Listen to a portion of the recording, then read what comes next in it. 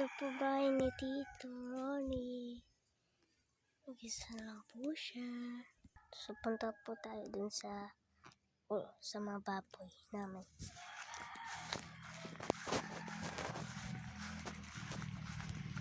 Dalawa po dito ang baboy. Pangalan po nito ay nasimbuhatan na sila. Ito po si Mami Peg at ito naman po si Daddy Peg. Yun po yung mga kulungan nila. Pero wala naman silang kaso. Kulangan nila dito para hindi sila makalabas.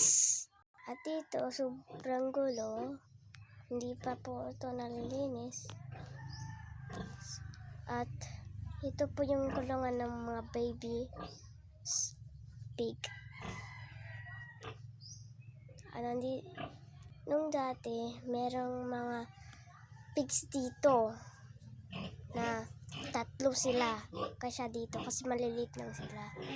Pero ngayon, wala na kasi bininta na ni Papa or kinatayan iba. At dito sa mga malalaking nito, merong isang kinatay nung may birthday dito sa amin.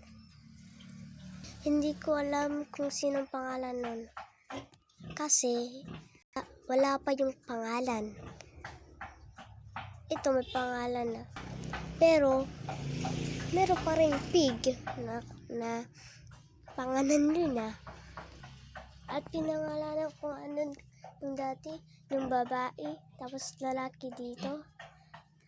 Yung babae, Peppa Pig, tapos yung lalaki, si George. O pwede din tawaging George Pig. So, ito po, nandito po tayo. Diba sobrang gulo ng kanilang kulungan? Hindi pa nalilinis ito kasi busy si Papa dun sa ginagawa niya. So, yun guys, yung pinapakain sa kanila.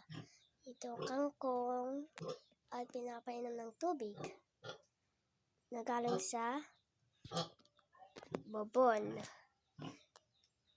So, patapos natin dito, pupuntahin ko po kung saan po. Pero hindi ko po alam kung ano Tagalog po nun ng bobon.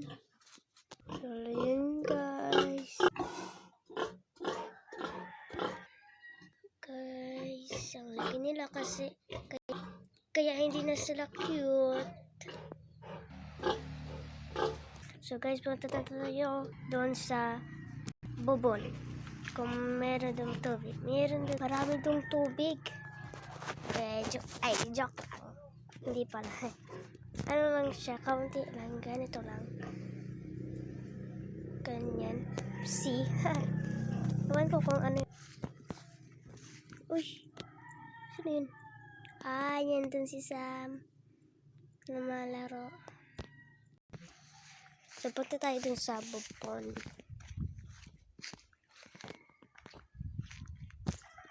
Ito yung guys, yung bubon. Hindi lang makita yung tubig kasi nakatakip. Masusugalan ko niyan guys. Kasi bakal siya. Punta tayo kay Sam. Ang init dito guys. Summer na kasi tumutulog pala siya. Guys.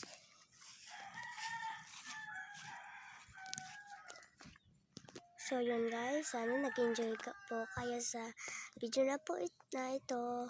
At don't forget to like, share, and subscribe. And click the notification bell for more videos.